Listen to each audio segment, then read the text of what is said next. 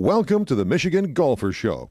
Join us each week as we explore the people, the places, and the events that shape our great game.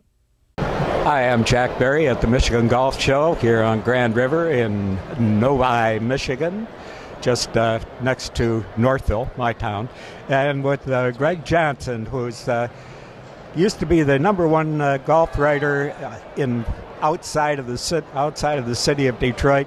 Now he's the #1 golf writer in Michigan because Greg is the only guy who gets anything published. Yeah, I'm the last man standing. I'm like the Lone Ranger. So the golf writers have disappeared, but I'm still figuring out a way to get paid. Well, you've been working for the PGA and the GAM, yep. And you've been covering about every event, and we have so many tournaments in this state. It's incredible. Yeah, really the niche I kind of created was, and it was really Tim High, who had done the press rooms for the Michigan PGA for years, who suggested it. He said, hey, there's no more golf writers coming to the Michigan Open. It was when my last year at the Grand Rapids Press, I was the only reporter at the Michigan Open. And you're thinking, we used to have 20 people in this tent, and I was one lone stranger sitting at a table. And so it was like, he goes, we're at the point we have to make our own news. We have to print our own news, put it out. We have to be our own distributor. And I said, exactly. And then when I got laid off, which was like 4 months later, I didn't know it was coming. That conversation stuck in my head. And then Tim got offered a new job and called me and goes, you got to do this. You're the only one who can, because you're the one who can pull it off. You can do photos, you can write, and you know all the people and the golfers already. So I just took Tim's advice and jumped in, and you're doing the sensational. And then I've added some, like the Gaylord Golf Mecca, and I do Gus Macker basketball. I kind of spread it out a little bit, but most of my clients are in golf, just because honestly that's where my contacts were, that's where my friends were,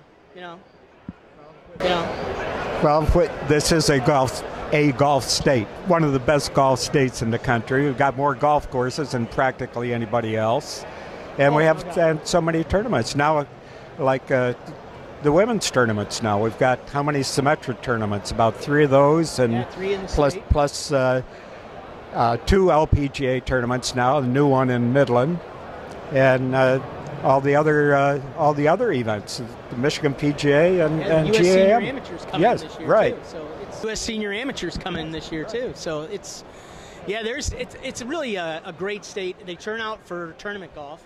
They have great golf fans. And on the other part of it, we have almost 800 golf courses.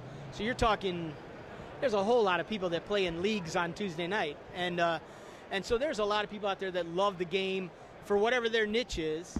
And I love working with the Golf Association of Michigan because I'm just like you. I love tournament golf. I like seeing who has the best score at the end of the day and writing their story. And that is still my main reason for being a golf writer. And so I get to do 30-some tournaments. I don't care that it's the junior champion. I get as big a kick out of telling the 12-year-old division winner as I do the Michigan amateur winner. They're all a good story, and they've all played golf I can't play. That kid would kill me 10 times. He might be 12, but he can hit it past me already. Well, the one that you're seeing more of the junior golf now too. Oh yeah, well you're right. It's really developed. There was probably a 10-year, I'd say, down period in there where the AJGA started to develop, but it hadn't fully developed yet. And there were local golf associations, but they weren't all brought together, and they would have separate tournaments, but for a kid to find more than 2 or 3 tournaments in his area was really difficult. And now you have the GAM offers 6 of their own. You have the Meyer Tours and the Callaway Tours, and you have all the different junior events that the clubs still do. And so now, heck, a kid can play 2 tournaments a week if he wants. They got to turn down some of them. Yeah, and we're getting kids who are playing in the national drive, chip, and putt.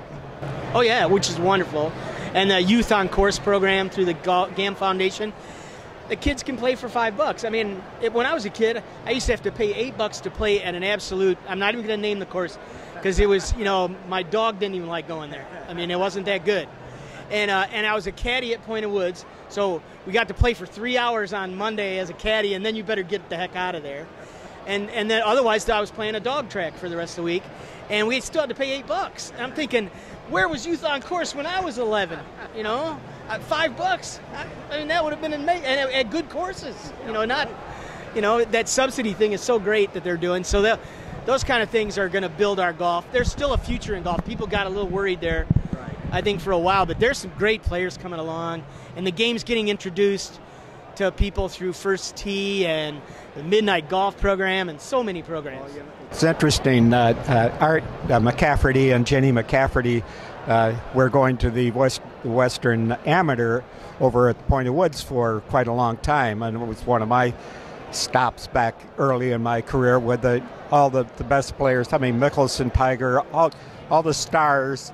They're in their 40s now. Were playing at Point of Woods, and I noticed in the Golf Digest a story about the tour players thinking about good sites. What were the good sites for the U.S. Open?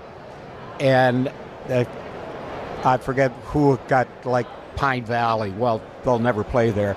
But one of the courses that the tour guys talked about that would be good for the national championship for the U.S. Open is Point of Woods in Benton Harbor, which was the Robert Trent Jones course back in the early days, and we have had, you know, sensation, you name it. We've got all these Hall of Fame members that played at the Point, and sensational time over there, and they're still going strong now. Oh yeah, I was as a caddy as a kid. That's part of the reason you were recruited, because they hosted the Western Amateur, and so, I mean, I met everybody. I met Craig Stadler and Curtis Strange and Johnny Miller, and you just go right down the list. You could. There was one point when I had started being a golf writer, and like the first time I went to the Masters and stayed in the house with you, the guys who were in the top 10 were people I met the first time at the Western Amateur. I mean, it was mind-boggling. I'm sitting there thinking about, you know, when I was a dumb caddy, I had no idea I would end up at the Masters someday talking to these guys. You know, I thought, you know, they would just look at me as this, you know, part of the great unwashed over by the caddy shack. You know, well, do I got to hire one of those? Which one of you can read greens? You know, that's what you'd get. You know, so. That's the one unfortunate thing is that there are not as many caddies as there used to be, and so many clubs just let go of them, and everybody wants to ride in the cart. You're right, and yeah, it disappeared. It did, and that's why there was that. I think that gap too. We weren't reaching kids because we weren't starting them in the game that way. Right. I mean, that's the only way I would have started in the game. If a neighbor up the block was the guy on the block with the bad golf pants, and his son played, and they invited me to tag along one day, and I became a caddy. You know, I mean, otherwise I don't think my dad was a baseball coach. He wouldn't let me play golf on the days I had to pitch, so it was, you know, it wasn't going to happen. So I don't think I ever would have played golf. I mean, I did fall in love with Arnold Palmer on TV, you know, because how could you not, you know? But if you were going to be a sports writer, grow up and you love that world, I thought, man, he says cool things, he does cool things, he plays his shirts untucked just like mine. He's kind of got a belly. This guy's awesome. You know, he was right in my wheelhouse. Well, it has certainly changed now through the junior programs, and the kids are getting so good, and they go to the colleges, and the colleges are, you know, it's interesting. Now we're in spring training in baseball, and they're talking about these guys being down in the minor leagues for 3 or 4 years, starting out at, you know, at the triple of the you know, the lowest league level, up to the triple, and finally get to Toledo before they get to the big leagues. No, what do we have in golf? Guys 21 years old, they're winning million dollars. You know? Yeah, it's almost like catch lightning. Yeah, it's almost like catch lightning in a bottle that 1 week, and you know, we are golden. You know, and at least for a while. You know, it's amazing. You look at the scores tomorrow on the Korn Ferry Tour, and half of those names are recognizable because they used to be tour guys that you watched all the time, but they've had to go back and forth because it's really hard to keep that top 125. They're coming. The high school golf is so strong now, and colleges. Holy cow! I mean, It's like football. It's like the SEC, and you know. We had a college girl shoot a 63 last year at Stoughton Bray in a GAM tournament. A 63, you know, there weren't even. I don't remember that ever even being a possibility 20 years ago. And now you've got these kids are amazing. Allison Giroux is going to play at Augusta again this year. She's a Michigan State golfer. You know, probably the most talented player I've seen in Michigan since Kelly Robbins as a girl. And Kelly Robbins was such a phenom. She came out, and I remember her being 12 and winning a tournament at this little course in Grand Rapids called Graceville. And she must have won like by 24 shots. It was an absolute. After the first day, everybody else was just playing for second place because it was, well, Kelly Robbins, she's shooting in the 60s and we're all shooting in the high 80s. Yeah. Oh, yeah, she was driving greens at that little place. Yeah, she was amazing at 12 years old. They're going, wow, this is. But Allison had that kind of impact, even though everybody else hits it like she does. She's just got that wonderful short game, that great head. She can putt like a demon already. She putts like an LPGA player. You know, wouldn't be surprised to see her make it.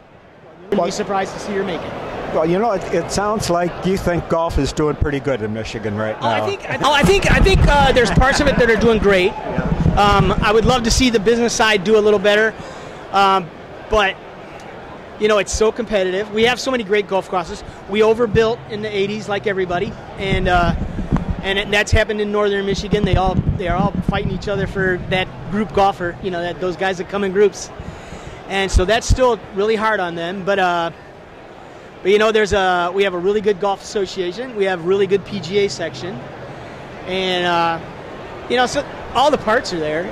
If they'll work together a little better, they can all be successful. They don't always work together real well, but there is an effort. Well, they're keeping you busy. They do, and you know, and I'm really careful not to bump heads. I make sure I work for organizations that like to work together.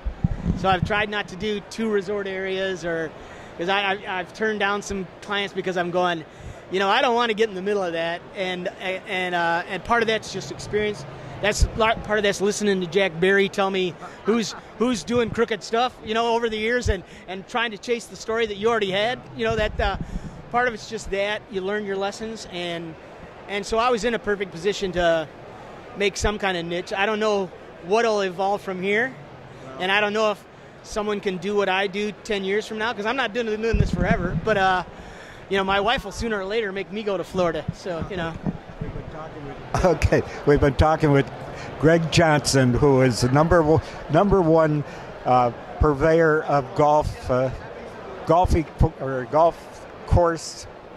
courses, tournaments, about everything that's happening in golf in Michigan and the USA right now. Greg Johnson's got. Thanks, Jack, and you were my mentor, and I owe a lot to you, honestly.